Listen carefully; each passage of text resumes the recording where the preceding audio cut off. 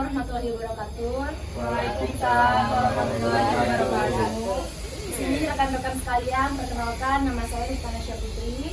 Saya dari Poltekkes Kemenkes Bengkulu, jurusan kebidanan. Di sini saya akan memberikan sedikit penyuluhan tentang mengenai anti korupsi.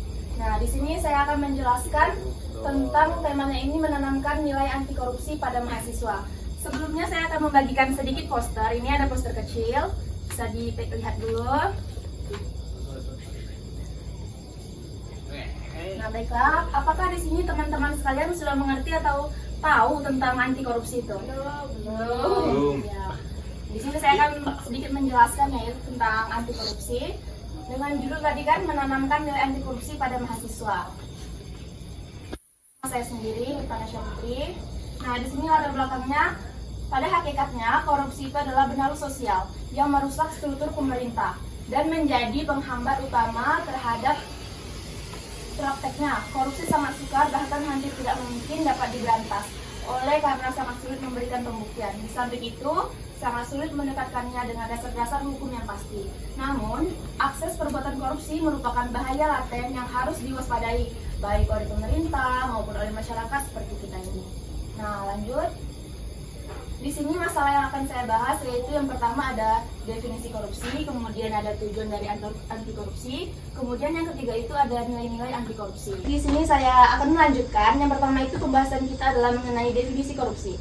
Nah, kata korupsi itu berasal dari bahasa Latin yang artinya corruption, atau selanjutnya dikatakan bahwa corruption itu berasal dari kata compres, suatu bahasa Latin yang lebih tua dari bahasa Latin tersebut, kemudian dikenal dengan istilah corruption.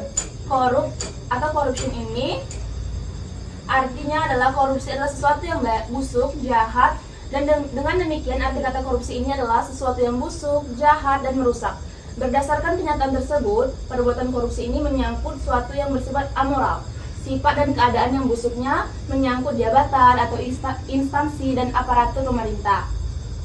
Nah, penyelewengan korupsi ini dalam jabatan karena pemberian atau menyangkut faktor ekonomi, politik, penempatan keluarga atau golongan ke dalam kedinasan atau bahkan kekuasaan jabatan. Nah, baiklah lanjut di sini pembahasan yang kedua yaitu mengenai tujuan dari anti korupsi ini.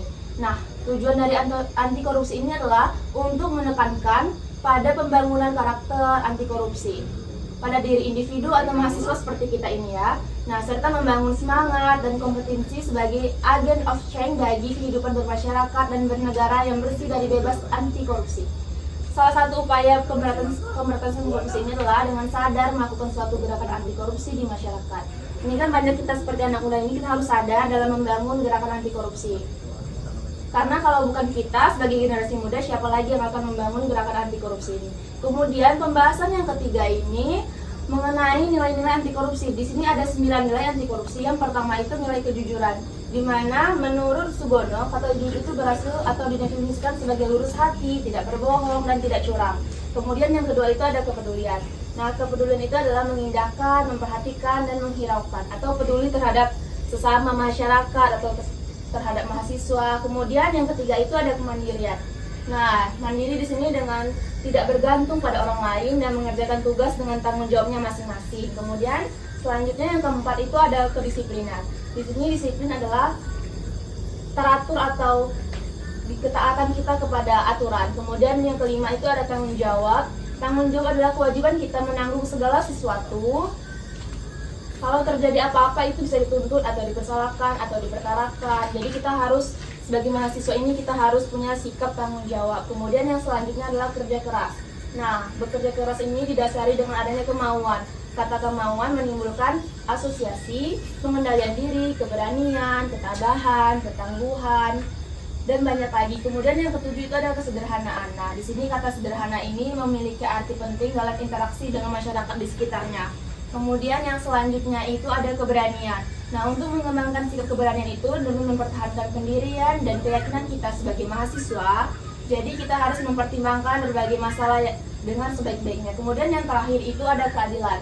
Berdasarkan arti katanya, adil itu adalah sama berat, tidak berat sebelah, dan tidak memihak kepada siapapun. Nah, mungkin itu adalah sedikit penyuluhan dari saya mengenai anti korupsi. Di sini apakah teman-teman sudah sedikit mengerti? Mengerti. Nah, Nah, apabila kira-kira ada yang mau ditanyakan teman-teman sekalian bisa ditanyakan, akan saya catat. Baiklah, di sini saya akan bertanya kepada mbaknya, Nah, gimana keterlibatan mahasiswa dalam gerakan anti korupsi yang paling nyata? Terima kasih. oh tadi pertanyaan bagus ya Mbak, keterlibatan mahasiswa dalam arti nyata ya. Nah, mahasiswa ini Mbak bisa terlibat di lingkungan keluarga, lingkungan kampus, atau lingkungan masyarakat. Bahkan kita juga bisa terlibat di lingkungan lokal maupun internasional. Jadi kita ini sebagai mahasiswa, kita harus menggerakkan nilai-nilai anti korupsi supaya nantinya kan generasi seperti kita ini bisa menjadi garda terdepan untuk anti korupsi. Nah, apakah ada yang ingin ditanyakan lagi? Apakah sudah cukup kira-kira? Cukup. Ya, baik, terima kasih ya rekan-rekan dan teman-teman sekalian. Mungkin hanya itu saja sedikit penyuluhan dari saya.